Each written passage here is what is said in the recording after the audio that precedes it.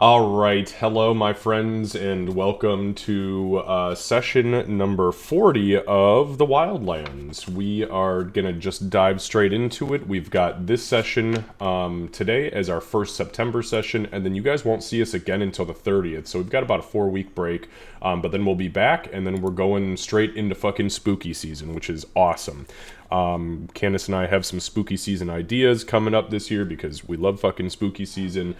We will be taking a break from week scheduling in the beginning of October because we've got a trip planned for Disney, so we're going to be off doing that whole thing. But yeah, we've got today, tomorrow some D&D. We've got a couple more weeks of D&D before we get back to this campaign. But then after we're back, we are deep into spooky season. Thanks, Lucy. I appreciate that Prime sub. That's that Prime beef. That's when you get every penny's worth. Okay, so yeah, we're going to dive into it. Remember, I don't pay a whole lot of attention to chat when we play D&D because I give these people all of the attention that they so deserve. And that's all there is to it. All right, we'll see you guys on the other side.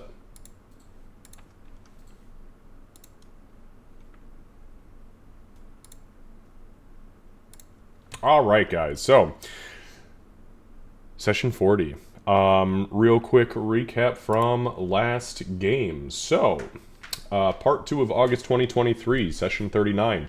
So the group searched high and low within the realm of the hags and discovered a handful of magic items, some coins, and most importantly, a red gem that was very quickly discerned to be of magical origin.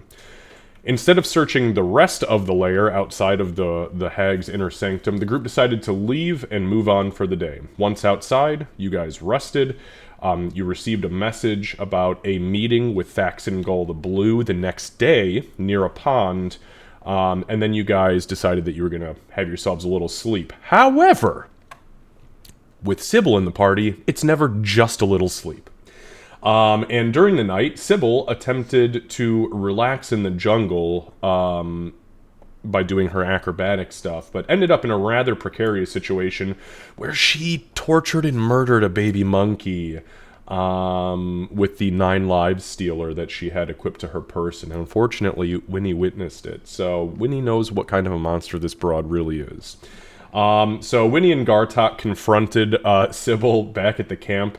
And after what, honest to God, was, I think when I look back at the recap from last time, it was like a 25-minute verbal standoff between the three of you before somebody else got involved. Yeah. And after the standoff, Sybil finally relented and handed over the magical rapier. And the rest of the night went by without much of an issue, although everybody was pretty clearly on edge over the weird shit with Sybil. The next day, you guys found the pond. It's more like a very large pond, small lake, that you were supposed to meet at, and an image of Thaxengull the Blue appeared out of the water and began to speak to you. It told you guys about the binding crystal that you were currently in possession of, it being one of the 4 binding crystals that had it bound by the Empyrean for, almost 1,000 years. And then he also told you about his theory on who may have the remaining crystals. He also theorized that if you could get your hands on all 4 of the crystals, it is distinctly possible that between his knowledge and the draconian knowledge base that he is in the process of building right now, you guys might be able to refabricate said binding crystals to rebind the World Breaker, maybe like out of this plane of existence, just kind of get fucking rid of it for good, hopefully. So that was promising, sounded good. And just as a quick refresher, you already are in possession of 1. You are under the assumption that the crone has a 2nd. You are also under the impression that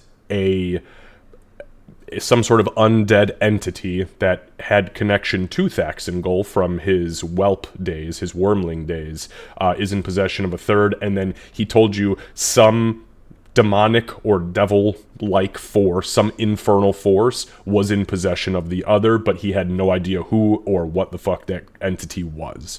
So not bad though. Hey, two out of the remaining 3 at least gives you an idea. Okay, so anyways, so you guys decided at this point that what you were going to do is you were going to head back to Kiru before making the decision to go south to the southeastern island to go to Demon Spring, which is where you guys had received word of the crones whereabouts. You have not, nobody's ever been to Demon Spring. You guys got close to Demon Spring, I want to say like a year and some change ago, and that was, there were some portals popping up, some like demonic portals. You guys went to deal with it. That's when you guys fought those Varghouls, which were like the floating fucking vampiric skulls with wings, and it was just a whole fucking mess. But you guys succeeded. You guys kicked the shit out of those creatures, at least for what it was worth. And that's when you helped Zlag Moshunbeek the first time. That's when they were getting hit with like imps and shit like that. So anyways, I digress. So that was the plan. You're going to go back to Kiru, then you're going to try to head south to probably Zlag Moshunbeek, I would assume, somewhere around there, and then finally to Demon Spring to figure out what the fuck is going on with this broad. Sybil, you only get that one. You only get the fucking... And you always roll it, right? Your test roll always nat 20s, yeah. And then you roll like an asshole the rest of the fucking session, regardless of the campaign. You know what I should do? I should just be getting my wisdom check, my will save out of the way early. Yeah, right. And set the tone that way. Exactly. Okay, so that was the temporary plan. Obviously, you guys are free to change anything you want. That was just what was discussed last time. So, with that being said, everybody earned 1,000 roleplay XP for the session, as it was a 100% roleplay session last session, which brings Ulrich to 104,481. Gartok to 98,154. That's 98,154. Sybil, 88,429. 88,429, and the remainder of the party is 99,154. You guys, I have a sneaking suspicion at least 2, if not 3 of you are gonna snatch up that sweet level 12 here pretty fucking soon. Okay, so we are picking up today's session on Jury the 20th. Today is Monday, Jury the 20th at 10 o'clock in the morning. You guys have just finished the conversation with Thaxingol the Blue, and you have at least made the choice to head back to Kiru, do what you will as far as that's concerned. So, any questions, comments, or clarifications before I continue to drink my 3rd cup of coffee and jitter out of my fucking seat for the next 4 hours? Alright, perfect. Let me get a couple of things going here. Let me set the scene.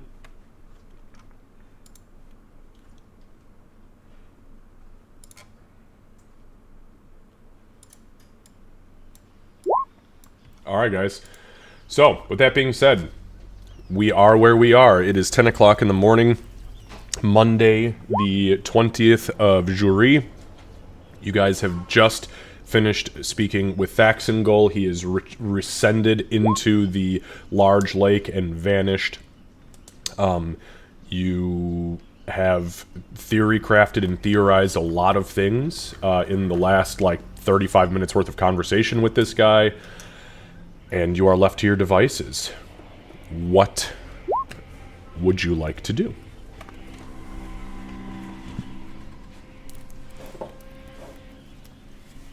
Alright, good session. I guess we'll go ahead and close it down today. Okay.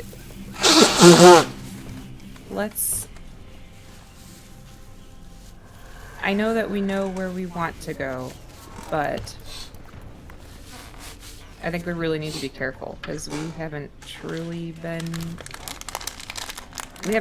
experienced the Demon Spring based on what everybody was telling us in Zlag Moshunbeek.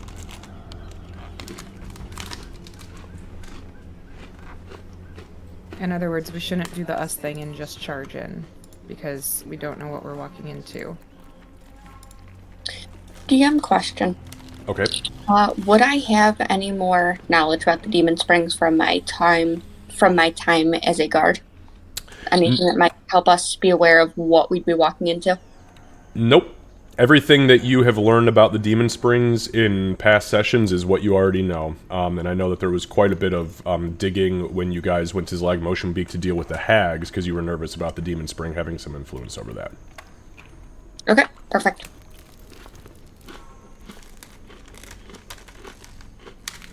So how do we... Well, first of all, I know we need to get down there, but... I mean, I can get us right this Leg Motion Beak right now if we want. I know his circle, and I have a scroll, so I can get us there if we need to. Are we ready to go straight there? It is true. Maybe send him a message, give him the heads up, be like, hey, we're popping by for a minute. But, I also think that's where we're going to get the most knowledge of what we could be walking into. They've been the closest to it for so long, they're going to have to, they'll have more information. They may even have seen something in more recent lights that may be able to give us some background on what's going on there now.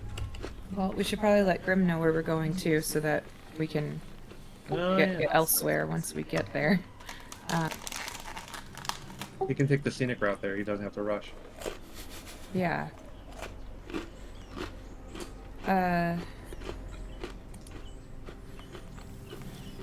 Is there anything else we need here, I guess, before we leave the island?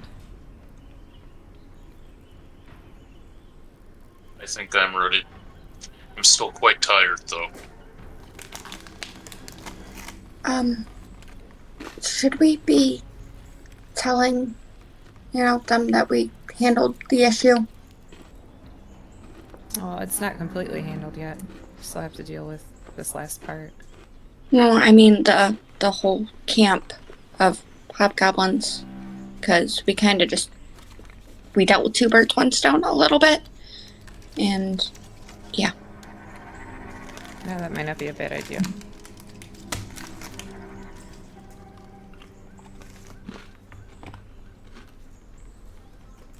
I'm checking to make sure. I'm pretty sure I already added that weapon to the bag of holding. I just want to make sure I actually did it before we move on.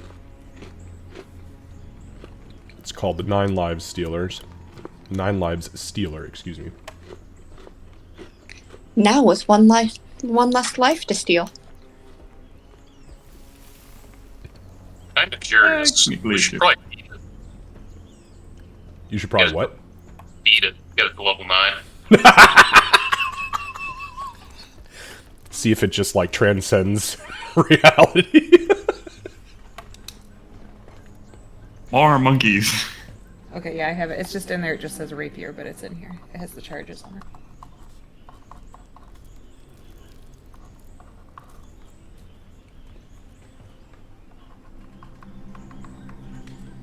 Okay.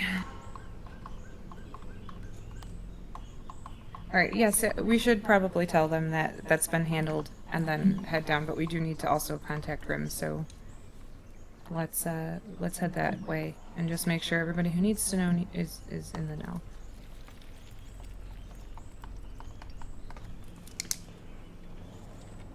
Gonna head out. What time of day is it? This morning? Yeah, about 10 or so in the morning. Okay. So pretty early. That's what I had written from last session. Yay! Alright, so where are you guys going then? Where is your first destination? Kiru? Kiru, I believe. Yeah. Okay. Whoever's leading, go ahead and give me a survival check. Lizard. Should totally be Sybil. Right. Yes, Sybil's never gonna lead us anywhere again, so.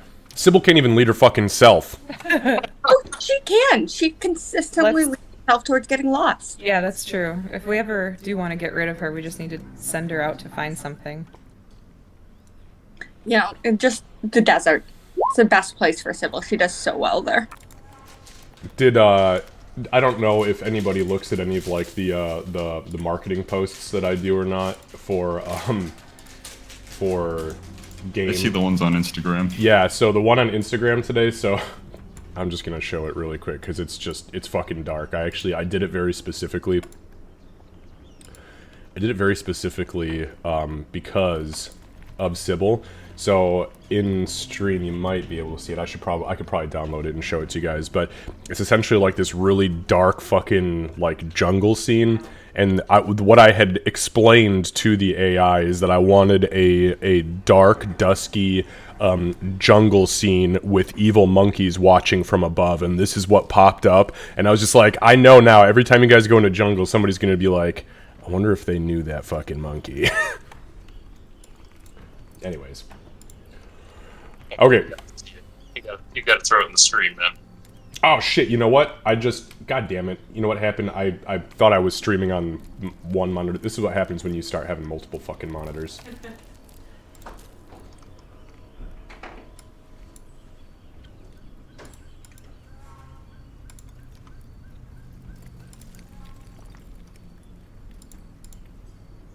Damn, that was some magic trick. I looked on stream, saw the like browser pop up, and then Candace was gone. Yeah, I don't even know where the fuck she went. Y'all must know I went to put on deodorant.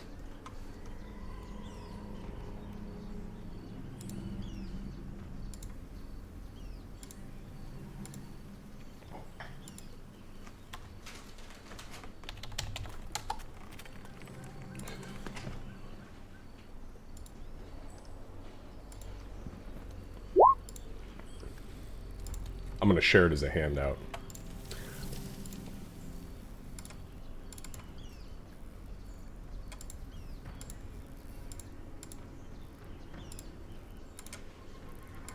There you go. So that's this morning's marketing post to to let everybody know what was going on. Fucking scary. I was like, this is what, as a player, this is what as soon as somebody does something fucking stupid, my ass is gonna be the paranoid one. Like, yo, you know we've fought monkeys with 4 arms before, right? They ripped one of us in half. They ripped our ass in half. Okay. Anyway, sorry about that. So 24 for survival. With ease, it takes Gartok, because Gartok, you know this fucking area, and it's weird, Gartok, because the normal wildlife that would be, like, regularly stalking and trying to eat you as you are trying to find things to eat, it still hasn't come out of the woodwork since the hobgoblins showed up. Mind you, it's only been, like, a day and some change, but your normal predators, the panthers, the leopards, even the small, like dinosaurs, large lizards, the anacondas, the just the weird giant shit that's out here, you don't sense it, and you travel with ease from where you're at to Kiru. Now that travel takes you still 2 hours because you guys are moving through dense foliage, but it does not slow you down any because you're with somebody who can traverse it professionally.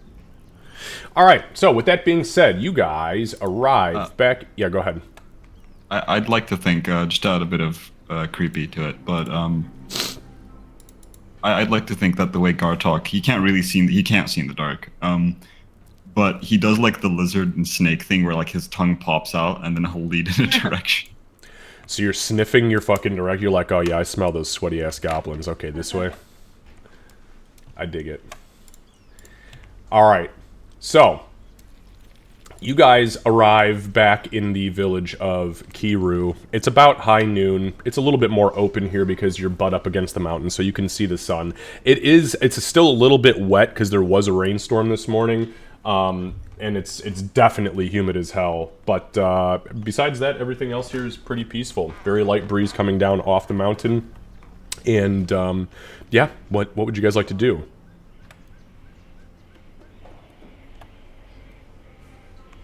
Alright, so do we want to try to find Grimm first, or do we want to tell them that the problem is solved first? Where do we want our first stop to be? Let's let them know the problem's been solved. Grim is almost certainly at the inn having a drink.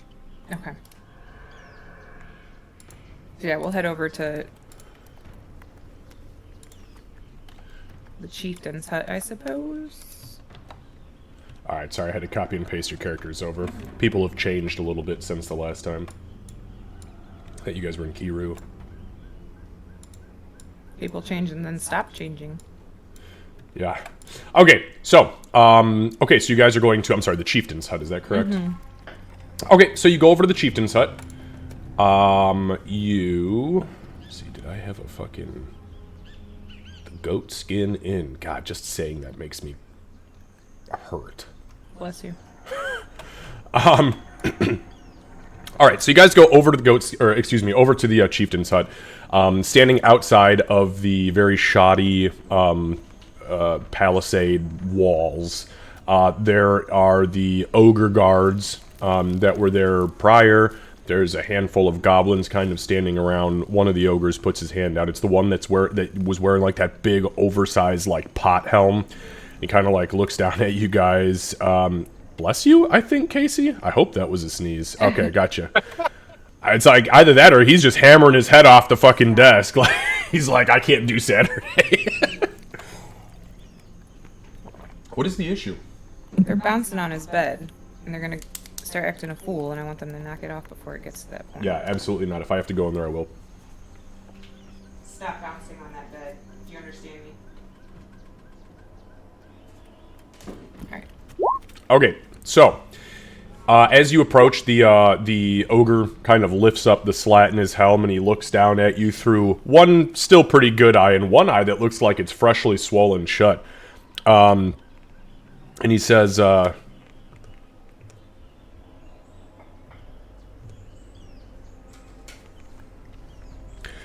he looks down and he says, You need something?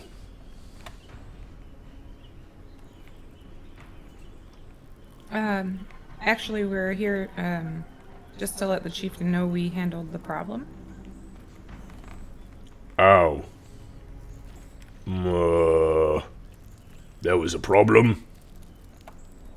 Yeah, there was a hobgoblin issue.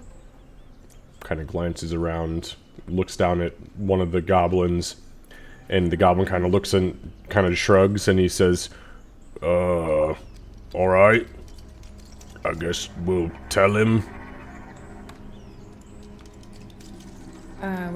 Okay. Winnie's gonna kind of look around because she should not be doing the talking.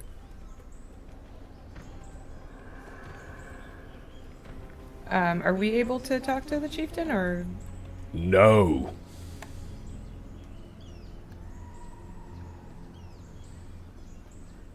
Alright. Sybil's gonna kind of stage whisper to Winnie. What if we mention the council business things too? I'll speak up. She looks absolutely exhausted still too. Well, see, we have to talk to the chieftain about that. We have to give the report on that, and also we need to do kind of a council check-in before we get going. I'm sure you heard about that. He kind of almost gets spooked hearing you suddenly start talking. He looks down and kind of takes a half step back and he goes, what? There's a lot of important things we have to talk to the chieftain about, and we just want to make it real fast so we can get on the road. That's all. The diplomacy very well at the moment. He kind of like giggles and he just goes, no. Looks back to Winnie. Yeah, well, that's what I had. Can we go find Graham? Yeah, I mean, as long as the message gets to him. He says, yeah, we'll let him know as soon as he's back.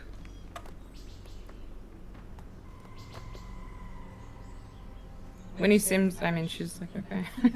Alright, let's go find Grim. Yeah, and go from there, I guess. Let's go. Sybil's gonna look back. Thank you. And then just follow Winnie.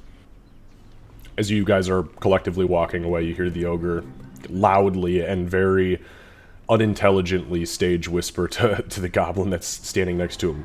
Who the fuck was that?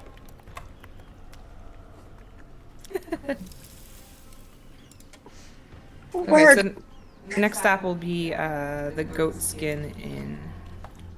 As we suspect that is where Grim's gonna be.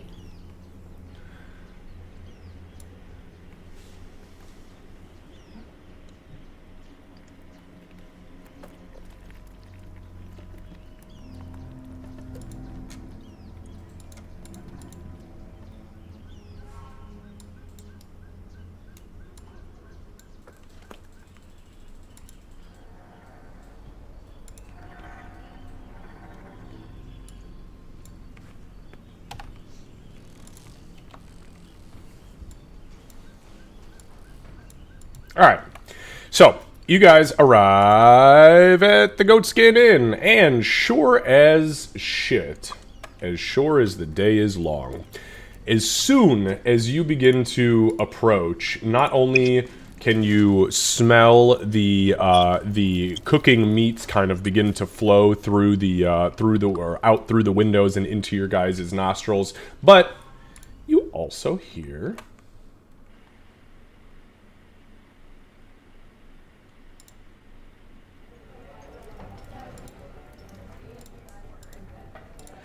the hustle and bustle of the interior of the inn. You hear soft music playing, kind of a loud roar of people, just talking kind of loud. And yeah, that's really all there is to it. You don't hear anything outrageous. That doesn't sound like anybody's fighting or anything like that. So. Boring. No fights. I'm kidding. You we shut your mouth.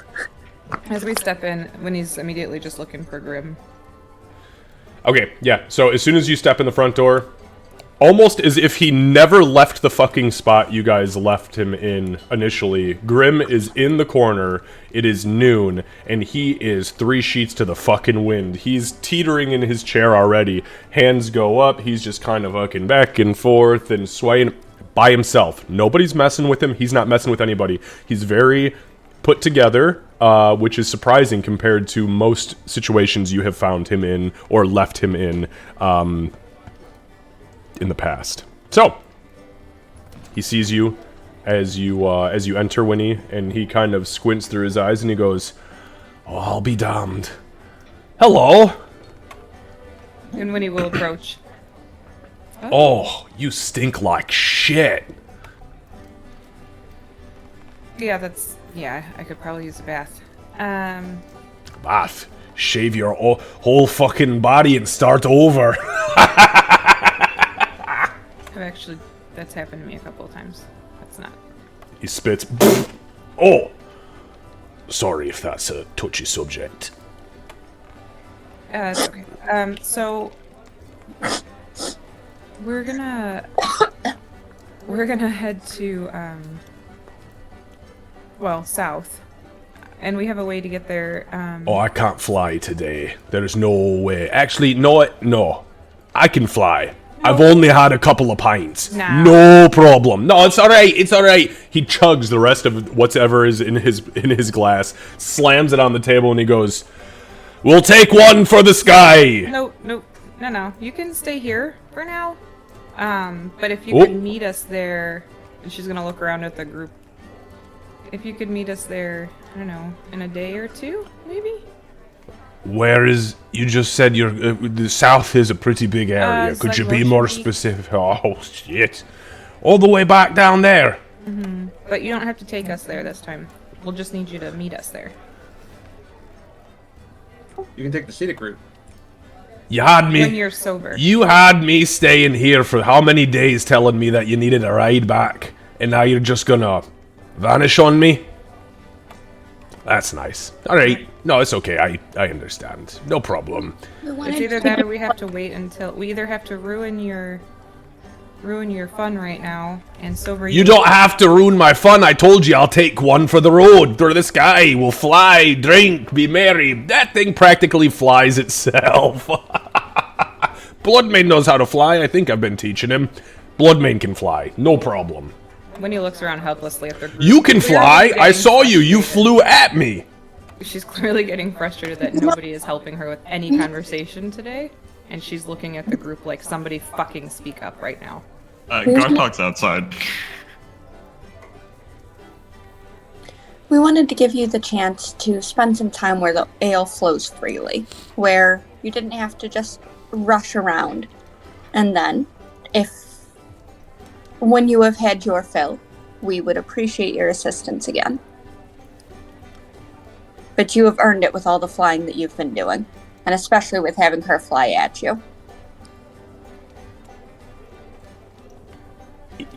First and foremost, the ale doesn't flow freely here. It's 4 copper a cup, okay? Second of all, alright, no problem. But you owe me 200 pieces of gold for the trouble. You told me specifically to stay here until you were ready to fly back. Now you tell me I have to fly alone multiple days, and you're just gonna be gone. Why don't we fly back? Because then if we need to get out of there quickly, we can get out of there to Zlag Motion quickly. And if I'm suggesting this, you know it's probably a good idea because I'm not the greatest flyer. He stands up and he says, right there with you. We'll take a round for the road. 4 coppers apiece. Do you have 4 coppers? I'm a little short on cash right now. Yeah, but you can just take one of those out. Nope. Bring the whole I'll drink hers. It's okay. I see where she was going with that. It's great. This is the best state for me to fly. Definitely. Let's go. So yeah, Winnie will pay up whenever the drinks get brought out. Okay, so the kobold tavern owner or inn owner, she kind of like steps out. She walks up to you guys. She's like, maybe he no fly today. Maybe another day. He should probably just lay down for like a long time. Yeah. But she sets down all of the, she sets down 5 mugs. Excuse me, 6 mugs. And Gartok picks 2 up. He chugs 1, puts it down. That was for her. You can take that one back. And then he takes another one, lifts it up, and then he... What? You said Gartok. Yeah. Or, whatever. You know who you are. Anyways, so she, you guys are both lizards. So she takes the empty mug. You pay, so let's see, it'd be 4, 8, 16, 24, so 2 silver, 4 copper. Okay, yeah, 2 silver. Okay. So, Grim walks as if he has not touched a drop of alcohol. He walks in a perfectly straight line. His gait is absolutely phenomenal. But when he opens his mouth, it's pretty clear that he's been fucking fermenting his belly for at least a little while today. Possibly, maybe even from last night. He steps around to the rest of you and he kind of holds his mugs up and he starts just handing beers out. So he's going to try to push one into Ulrich's hand. He's going to try to pass one off to Sybil. He hands one up to Bloodmane and he goes, "Oh, you big bastard. Hey, I didn't get in much trouble. I did get in a little trouble, but not much, and you told me don't get in much trouble, remember?" I'll extend my hand to him. Sky Brother, you're a dwarf of your words. Kind of looks over it. He kind of like jumps seeing Gartok, and he goes, "What the fuck are you... What? Where the fuck did you find him?" In the jungle. "And you didn't bring me something back. Y'all brought back your own... Are you a big kobold?" I'm lizard. Sorry, my voice is... You're good. Own it. Own it. So he like peeks inside and he like eyeballs the tavern keeper and then he pulls his head back outside and looks at you. "Spot on. You're a giant kobold. That's fine. That's fine by me. Do you drink?" And he kind of like shoves a beer into your belly. What is drink? That's exactly what I like to hear. Bottoms up, lizard boy. And then he taps his own cup off of yours and he just starts fucking pounding it. I like to think when he says bottoms up, Gartok just lifts the cup, like bottom of the cup up. Not drinking, just literally lifting the cup up. Grim finishes his and realizes what you have done and just shakes his head and he kind of like says, "No, boy, you drink it." Okay, then he'll take us. There we go. Down the hatch like a good lizard. Sybil's gonna down hers in a fashion that she hasn't since the nights drinking with the guards. Is this like all your whole mouth like around the edge of the glass and like up and you're just like just like open throat gulping? Mind flare style. Oh God! Why would you say that? Especially with the history. Good lord! Yeah, we all been playing a little bit too much Baldur's Gate, I think. Yeah. Oh, shit. Yeah, no, she just downs it. Okay. So, Sybil pounds it. Sybil, it's very watered down beer. Nobody needs to make a Constitution saving throw quite yet. So, it's swill, but it's okay. You've had worse. Okay, so Grim seems very content at this point as he has passed around these beer mugs and everybody's at least humored him to some extent. It's also, just barely noon, so, maybe he's a little ahead of his day. Okay, so he stands and, he's already standing, excuse me. He kind of, begins to move forward and he goes, alright, so... Wait, what are we doing again? We have to go south? When he looks very concerned around at everybody. When someone walks by at the mention of flying, Gartok will probably ask them directly. Can dwarf fly? Legitimately confused as to how somehow he's gonna fly us. We have a boat that's like the type that goes on the water, but one that goes in the sky. And he's very good at flying it. And what we should do right now is probably go to the ship and discuss, even if we don't take off right now. Because we should share what happened. Yeah, and maybe give him some time to drink some water. Need arrow. And he's gonna point to his quiver with 6 arrows remaining. Oh, yeah, maybe we can stop and buy some arrows if anybody needs equipment, and then we'll go. I have some you could use. And she shifts so her mostly full quiver is a little more visible. And it's like arrows, right? It's not like bolts or something. Yeah, no, they're arrows. She has a, actually, you've not seen her use it, I don't think. She has a short bow that, just a very simple short bow. Okay. How many? I don't know, I've got, looks like I've only used one from this quiver, so if we can't find any, take what you need there, but having an excuse to walk a little bit before we take to the sky is probably not the worst thing in the world. Also, Gar said that the chieftain wasn't there. Does that not concern us? Where is the chieftain, and why are they gone? I don't know who's going to be able to give us that answer. I'll give us that answer. Go right ahead. Bloodmane just punches the ogre in the fucking jaw. Tell me where the fucking goblin's at, asshole. Bloodmane Might turns be into what Batman. happens. Hey, if it happens, Where is he? if he dies, he dies. I mean, one punch KO. Oh, Rick, that's dangerous. Okay, so you guys begin to walk. You see Grim. He just kind of begins to go to the ship. You hear him kind of teeter off, and he just goes, "Oh, a dwarven life is a life for me. You're hard. Oof, giant pea. All right." And he just kind of you guys are going to find arrows. It is very easy to find arrows in a place that honestly is very uncivilized, and the most civilized thing they have, besides the use of magic, is bows and arrows. They don't use crossbows, but there's plenty of people who are available to sell you arrows, and they will sell you arrows at 5 silver a quiver.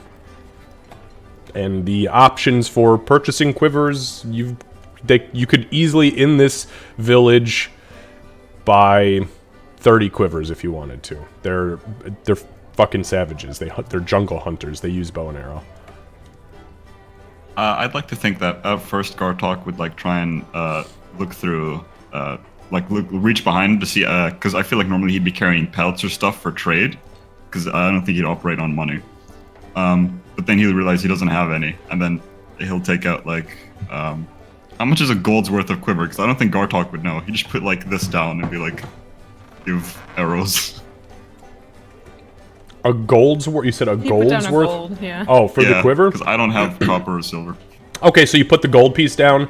The shopkeep or the we'll say the bowyer takes the gold and then puts we'll say puts 6 silver back on the table.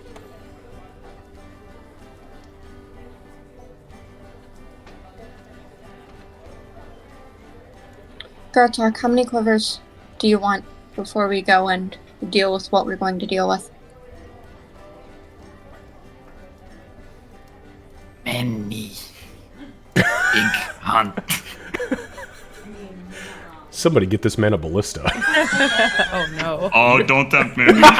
Winnie, are you willing to put, if we get way more than we can probably easily carry, are you willing to put some of them in the bag? Of course, yeah. That's what the bag is for. Looks to Gartok. We have a bag to make carrying things easier, a magic bag. So you don't have to worry about that. How many quivers do you want? Not just I many. guess How many? Gartok can't count. Yep. Doesn't know this at this point. He'll like look at his hands and be like, and then shrug. And then I guess he'll just put down the rest of his money. Did you How much is the 9 rest? gold and 6 silver. Jesus Christ. And he's gonna be like, hold on. Just Well, 2 gold gets you 5 quivers, so why don't we do this? Was your quiver full before you went into the last thing? Okay. So let's just he say- shot. Oh, that was a 30 arrow quiver. Yeah. So Yeah, it was like 30 arrows. Okay, so Uh-huh. he shot like I have 20. 6 left. Yeah, he shot 24 arrows. Well, actually, he shot more than 24 because he made a few as well. Right. And then I got some back as well. Okay, so why don't we get 3? I feel like we have some too. Hold on. Maybe you do.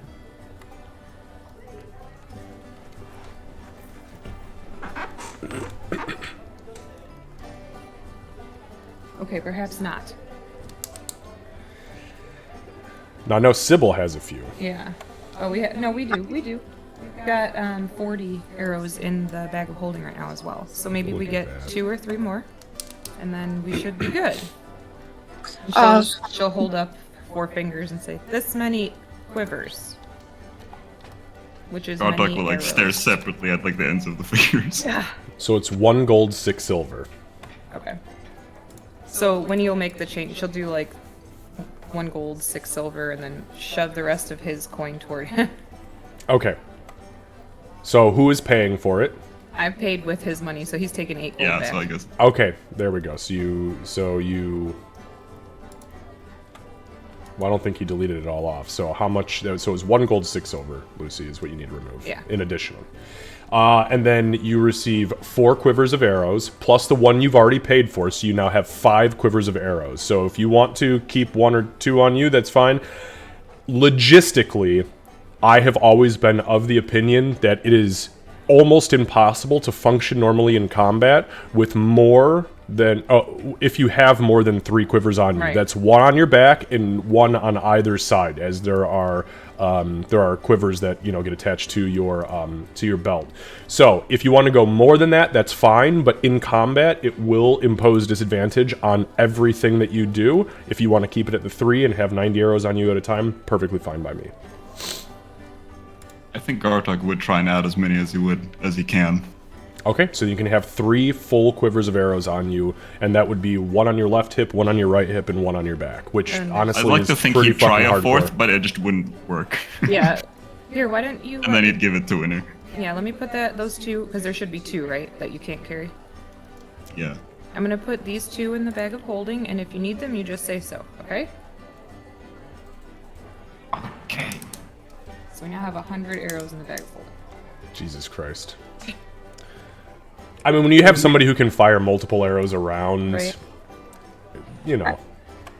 I bulk bought with Aurora too, and I'm still running low. I'm down to, I think, a quiver and a half with her. Yeah, that bitch shoots a lot of fucking She arrows. does.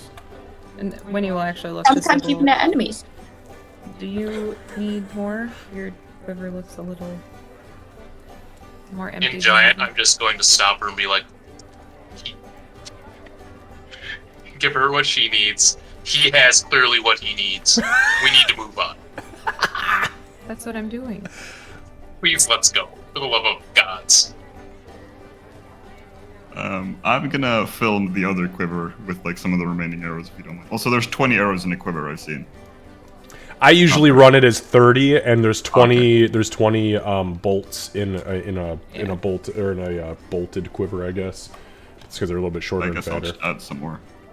After the quick giant conversation, when he's gonna kind of annoyed, grab a handful of arrows and thrust them at Sybil and say, "Let's go." Okay, well, what is a handful? How many arrows do you have? It'll be like 8. No, Okay. I'm good right now. Okay, hold on. The bag of holding to go. Let's. I don't know why he's mad again. I don't want him to be mad. So let's just go. Okay. Alright, so you guys leave the this poor shopkeep who has just been watching all this unfold, whose eyes are really wide now and just like, bye. Okay, so you guys then Talk waves goodbye as we leave.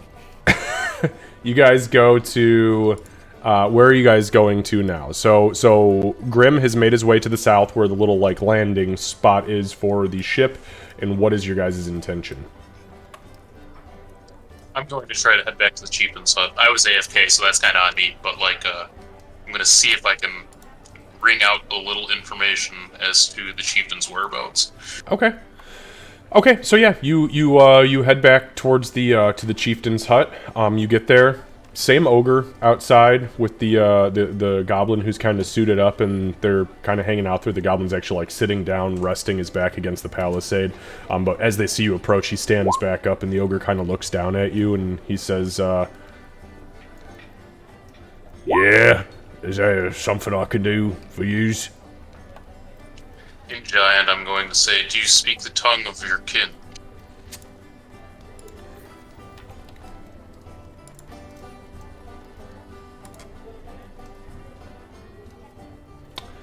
He replies in Giant. He says, "Yeah, of course I do." Some of the more... In Giant, some of the more town-dwelling ogres no longer look to their past like you clearly do. Fucking embarrassments to their own blood. I would tend to agree with you, brother. I would like to know where the chieftain has gone.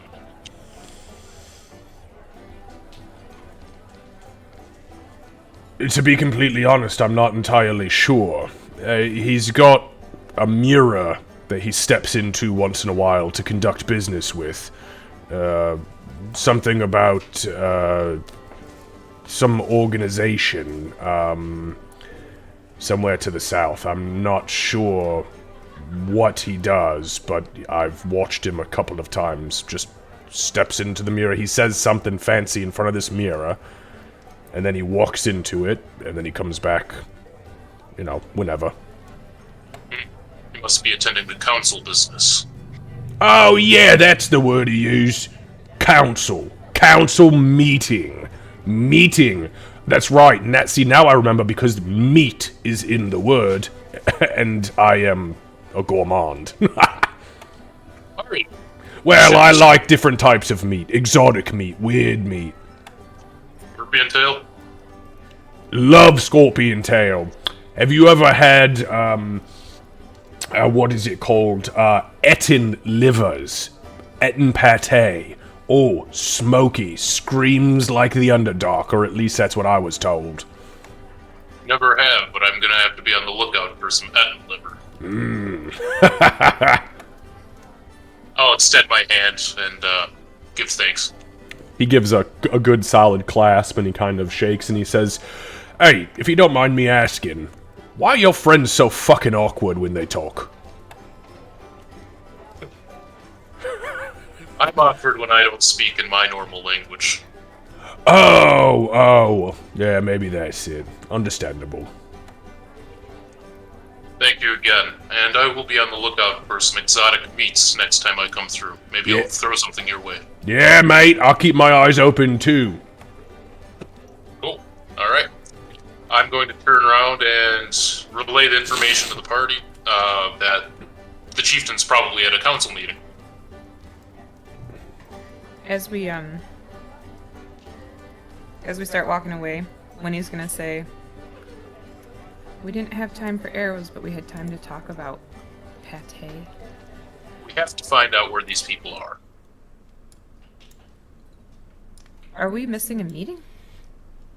Probably. So Do we want to send and try to get in touch with somebody who might be at the meeting? Might not be a bad idea, at least Mylar. just for quick clarity's sake, you guys know that regular check-in meetings only happen on Fridays. They do happen on every Friday. That was what was determined before. And then your guys' like normal meetings only happen once a month, and it's usually in the beginning of the month, and it's the 20th today, and it's a Monday. So there's definitely no normal meeting happening. If something is happening, it was not regularly scheduled.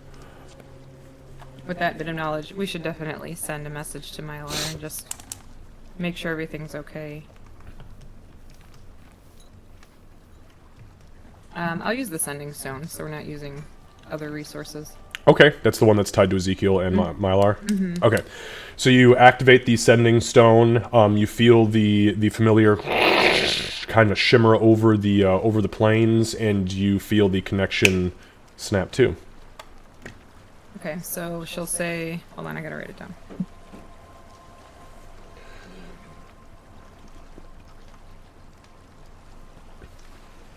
This is literally the worst camp music. What the fuck? We're gonna go back to the fucking jungle.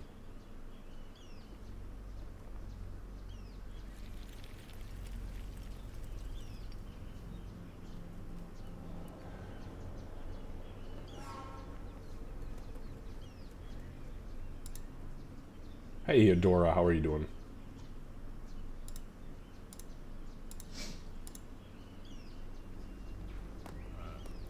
Well, Winnie stares off into space. Gartok would kind of look towards Bloodmane and ask, What is eating? Is tasty? Meat. Tasty. Eating is tasty. I also like eating. Okay. This poor bastard. Excuse me.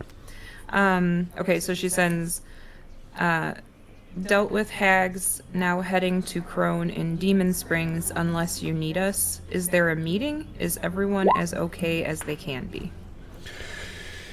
So you feel the spell. You hear your voice kind of echo into the void that is the sending stone, and as the spell completes, it seals up. You then hear a second as the static kind of projects back into your mind, and you receive a response from Mylar, and he says,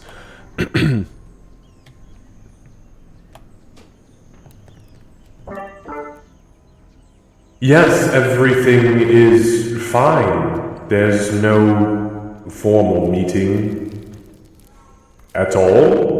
Glad to hear the hag situation is under control.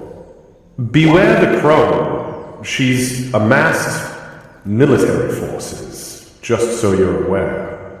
Maybe let's speak in person." And then you hear the static pitter out. Mylar actually wants us to meet with him in person. Potentially before we go to see the crone. Then headed to the Grove then instead? Mylar is actually in like motion beacon. Yeah. That's what I said. Right. Alright, are we really okay with Grim flying us right now? I think we take an extraordinarily longer way to get to the ship and then assess the situation. Maybe let him walk some of it off. We could take like one of my routes. No, we want to get there before the end of the year. He would be sober. And the world would be gone. Okay, He say he can fly. So, go. I mean, he did say he could. He did say he could. And to be fair, if he's not talking, he doesn't even seem like he's had one drink. Which I'm not sure if that's good or bad. It could be both, to be fair. Cool. DM question. Sure. Is Quicksilver a thing in this side of the world? I know we've used it in the other campaign and it's all semi-connected, but is that a thing that I might have heard of? Make a history check. I do love me some thinky skills. Okay. Me. Yep, that tracks. Man, you are really tired, and there's been a lot happening. You're still dealing with the fact that you fucking murdered a baby, literally the night before. So this is all a lot to take in, and Quicksilver is not on your mind. You know fucking... That's fair. Also, that should have been with disadvantage, but I'm not going to bother. I was just gonna let the nat one slide. Don't burn another nat 20 if you don't have to. That would be my luck.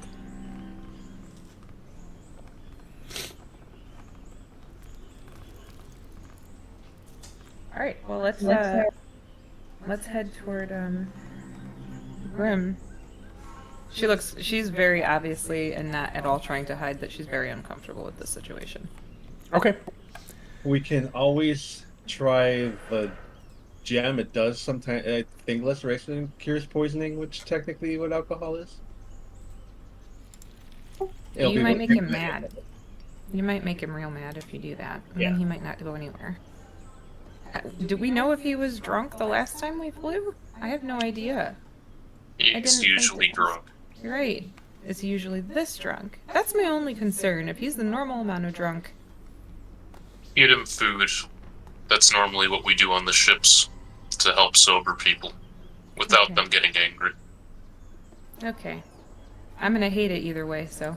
You will, yes. He spoke about teaching you some things, and I know that you are a great leader and navigator. Is this something that you could step in to help him with? I intend on it.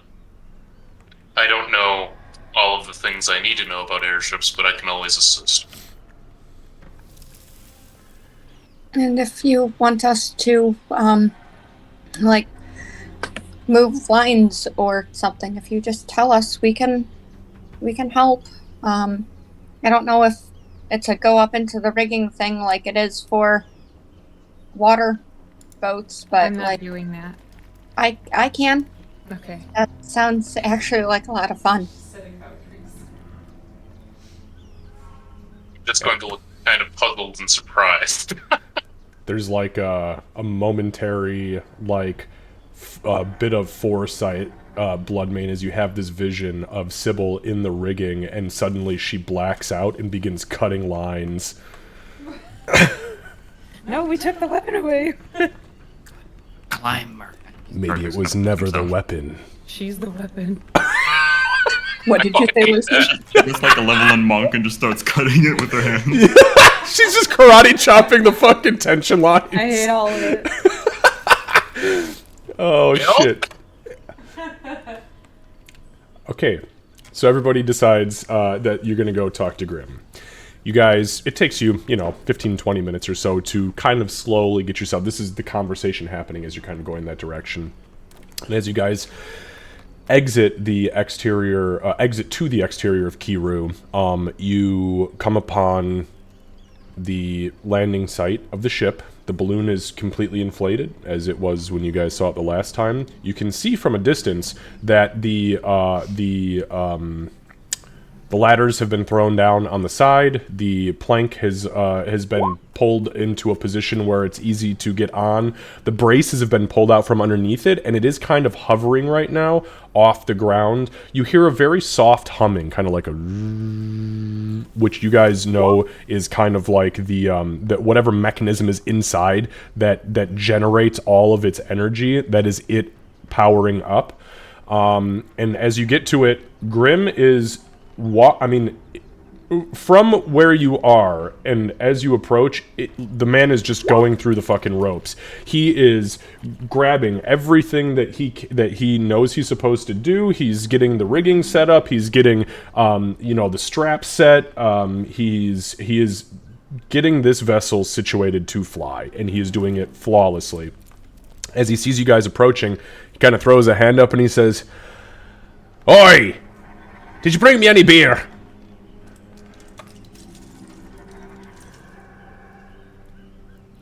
We brought food. We drank them on the way, remember? "Oh yeah, that's right. All right, come aboard." Winnie will climb up first so she can. Winnie will climb up first so that she can assume the position of Assume the position. hiding in the corner.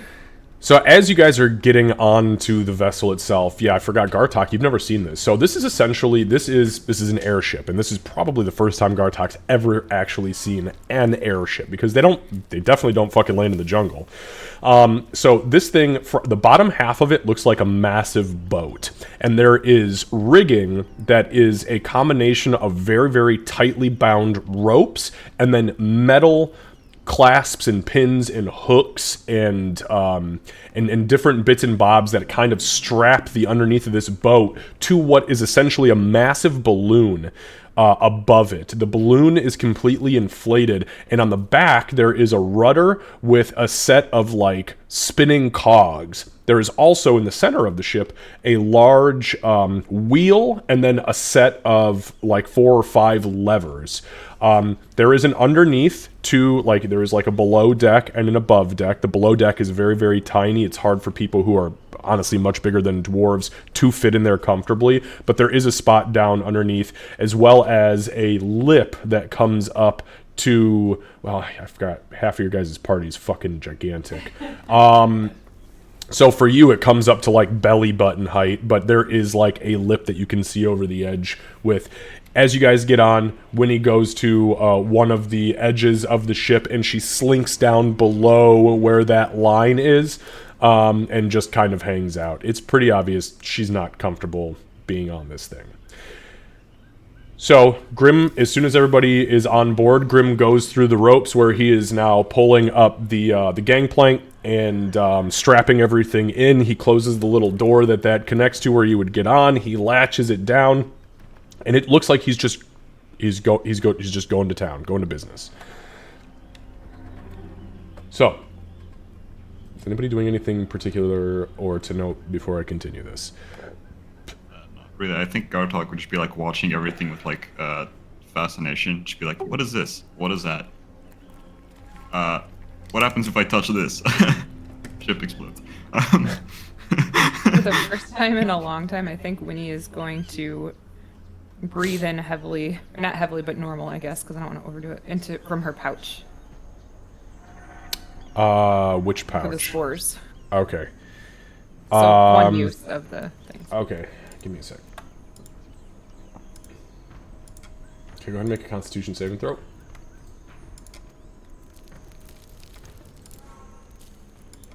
Oh no. I guess that's good. It's what she wanted. So you take you go to inhale, and as you go to close the bag, the spores kind of like squeeze out, and there's like this cloud that kind of like hits you, and as you breathe in, you take in like way more than you probably should have. But almost immediately as you do so, your pupils dilate, and the world, you immediately see, almost like a curtain being pulled back, you see the veil. And there is the semi-translucent kind of alternate reality that materializes in front of you, and as that happens, you begin to see the spirits spinning around, up, down, left, right. They are everywhere. They are in and around this ship. Up into the balloon, you see the air elements, the air elementals spinning around the balloon rapidly. You also sense earth elementals in the actual structure of the ship, as well as more air elementals are kind of around the outside near like where the rigging is. Through the group, on Ulrich, you only sense celestial spirits. Sybil, there is still that unknown but very, very dark. It's not necrotic, it's not infernal, but there is a dark, kind of like shadowy spirit that is hovering all about her person, mainly from like the chest to the crown of her head. Gartok has nothing. He is a blank fucking canvas, which is very, very rare for individuals. In Bloodmane, you sense not only water spirits about him, but there is a dark presence that is kind of from the chest to the top of his head, kind of rotating and spinning. It doesn't seem hostile or evil, but it is dark and it is unknown to you. Is it the same as the first time that I saw him? No, Okay. no, because that was around his necklace. Yeah. That was a necrotic spirit. Okay. And visibly and physically, she seems to relax a little bit. She pulls her knees into her chest and just kind of gets ready for the long-ass trip ahead. She hates flying. Gartok, she, like, even for somebody who hasn't been on a ship or seen somebody afraid to fly, it's pretty, I think, apparent that she is terrified. She's pretty fucking mortified. Okay. I'm gonna follow Grim around on the ship, and then every once in a while, through the entire flight, I'm just gonna like tap him on the shoulder and keep hitting him with guidance, just in case, to offset anything that the alcohol may have made. Oh, turn. no, good idea. Okay. That's beautiful. That's really fucking wise. So you see Grim. He's going through the ropes. And you've seen this a couple of times, like the way that he sets things up. And on occasion, you see, like, the minor slip, right? Like, he goes to grab for a lever, and as you kind of put your hand on his shoulder, and you're just like, hey, Bahamut's with us, yada, yada. He's like, oh, yeah, all right. There's a little flash of energy, and he goes, whoop, wrong lever. That would have been bad. And, just little shit like that. and as he's going through these motions, you feel like he actually is probably going to get you guys to where you need to be, hopefully. That being said, the whole vessel begins to ascend. Alright, I'm just watching, like, as he's setting up everything, how he's doing that in case we end up helping Bloodmane try and do this later. I'm going to try and actually pay attention to the operation of this during this flight, in addition to just being stoked about flying again, because that's an incredible feeling for an air genasi.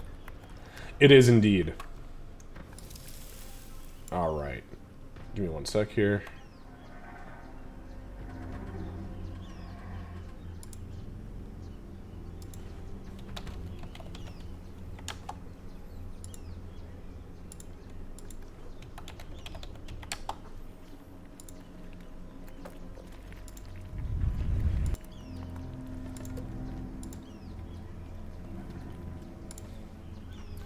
All right, so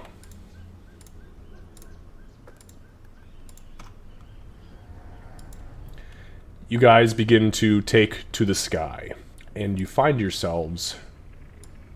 Give me one sec here.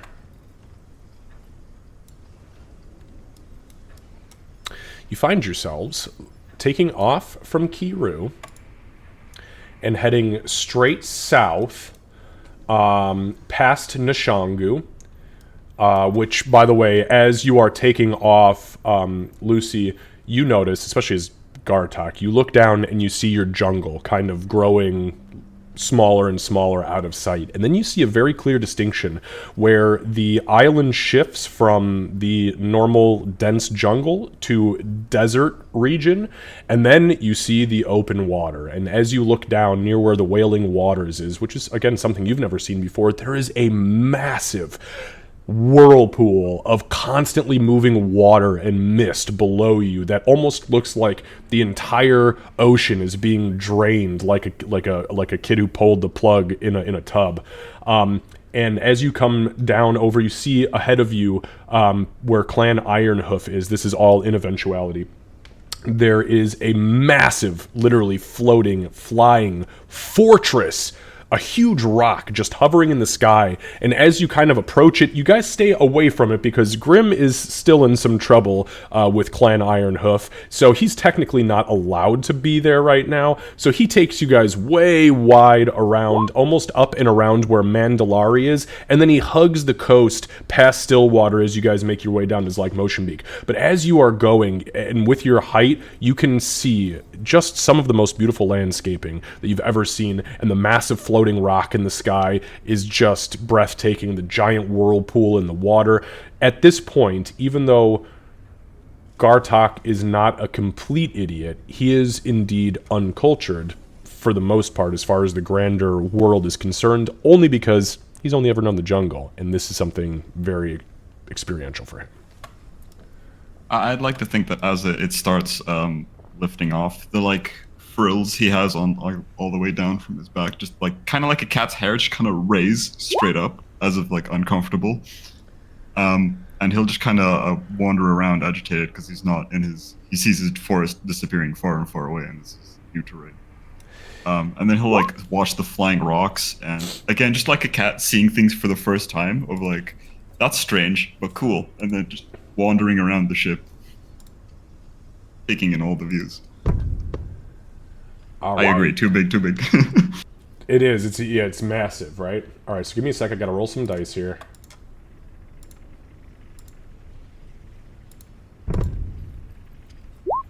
Wow, you guys actually got really lucky. Okay.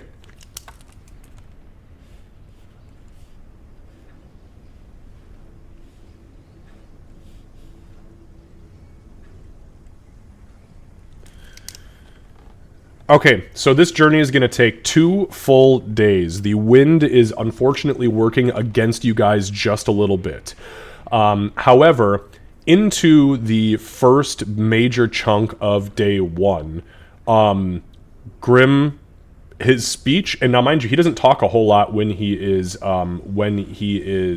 flying, but when he does, you notice his speech kind of evens out, and about 7-8 hours into the first day's flight, you guys have just come over the Wailing Waters and are heading towards Mandalari when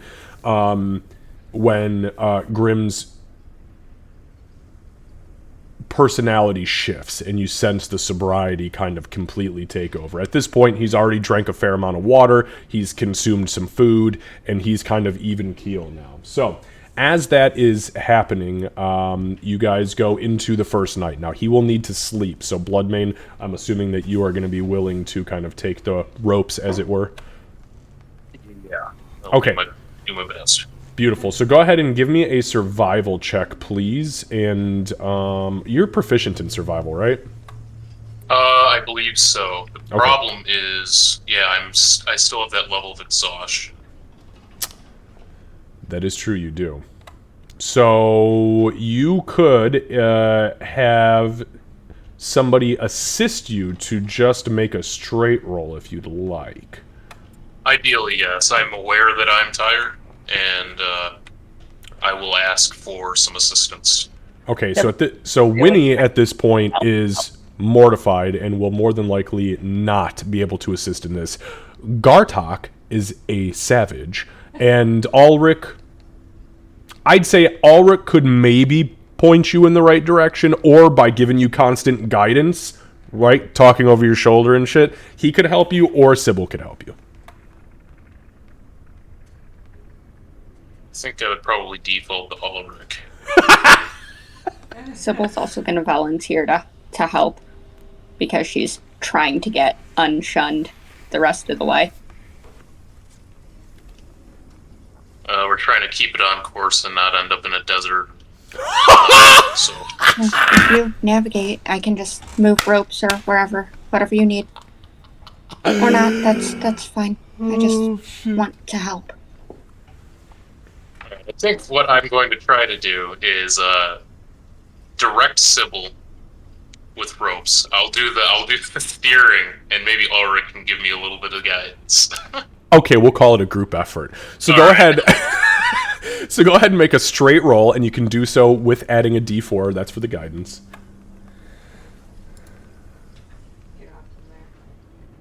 You're really going to cause trouble today? You could tell that they just have a little too much energy. They're just kind of. All right, 23 is not bad. Plus a d4. Yeah, if you want to add it. I mean, you've succeeded regardless. Okay, 26. Even better than a 23. 3 better, in fact. So you, it's surprising to you because even though you're fucking exhausted and you know Sybil's exhausted and it being the nighttime, you know Ulrich's tired too, and you guys are on a fucking airship. Grim is asleep. If shit goes sideways, you're all in a lot of trouble. But through the group effort and to a surprising level of aptitude, as far as Sybil's concerned, you guys managed to steer on course, solidly on course. You actually, through the night, hit a point where there is not necessarily a storm, but there's a very steep updraft from the warm water going into the more like tropical regions, which is like down and around Mandalari and towards Stillwater. And as that updraft hits, you almost lose control of the ship, and you're like, fuck, we're going to get steered off course. You're afraid you're going to accidentally get turned back towards Clan Ironhoof and not be able to recorrect. Through clever rigging and a good tight yank down on the balloon, you actually dip under the updraft and manage to keep you guys' course perfectly on track. So, day 1 comes and goes. Day 2 comes. Grim, as he checks the map in the morning and kind of like writes where you guys are at, he's like, wow, you did all right. You did all right. Not bad. Not bad at all. All right, I'm going to go have a couple of beers. I'll be back to take over in just a moment. And he kind of goes off and sits down, and he pulls out this like satchel, and as he does so, he pulls out a couple of closed tankards, and then he pulls out some meat and cheeses and stuff, and he just goes about breakfast. Whoever is doing ration stuff, go ahead and go ahead and let that fall off. Yep, I got Candace is doing it. Okay. And just so you know, if you guys still have scorpion meat rations, they do expire on the 22nd. So. Okay, then I might as well finish mine. Okay. Okay, yeah, when you offer rations, who actually takes them? Scorpion meat, I'll definitely take some. Yep. Sybil will eat whatever's given, and will also, Lenny, do you have any water that I could have? I can't drink mine. I know. Well, you can drink yours. Yeah, you can have it. And also, why do we still have it? Because I, thought it might be useful later. That sounds like the start of a fucking hoarder personality. Well, it's a little diluted right now, but if I can find a way to concentrate it again, I might be able to actually make use of it. That is a hoarder fucking personality. We did make use of it already. I love it. Why do you need that newspaper from 1986? Listen, I just had an idea about repurposing it, and the time hasn't come, but I know what I'll do with it when I need to. How are you supposed to know if people go back in time if things change? When you'll offer a drink of water out of her water skin, but she's going to be watching very closely. Okay. Sybil When he- will intends to just drink the water. Some of it. Okay. When you make a perception check, and Sybil, I need you to make a sleight of hand check.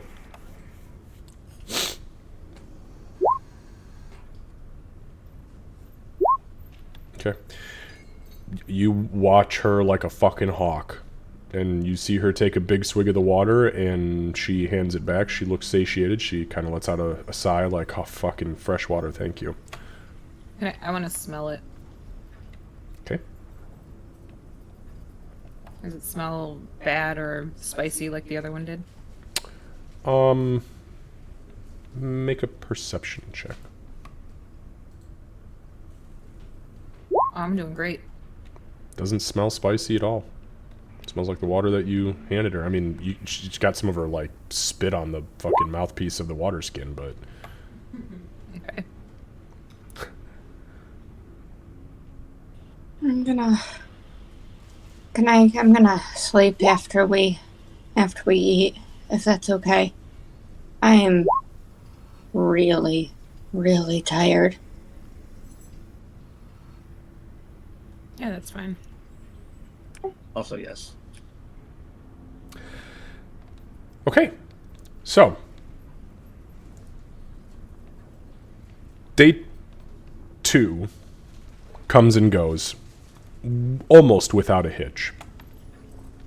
Winnie, about 3/4 of the way through the day, probably about 3:34, you guys are hugging the interior of the island chain down to the south east, kind of in between Stillwater and Zlagmotionbeak, and you receive a sending message. You feel the static kind of, and you hear in your mind.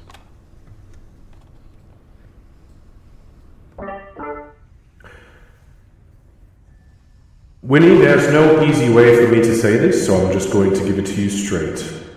Unfortunately, the World Breaker has reached the Galorian Jungle Oasis, and we have not received word from survivors. I'm sorry.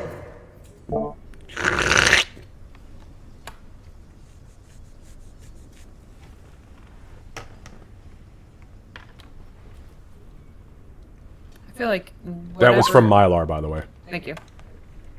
Whatever Winnie would have been doing if it was eating rations, handing out rations, whatever, I think she literally would have just stopped and kind of stared out into the distance, and tears would have just started falling down her face. If we're at a point where we just we're eating because of the exhaustion, he's definitely going to try to sleep soon.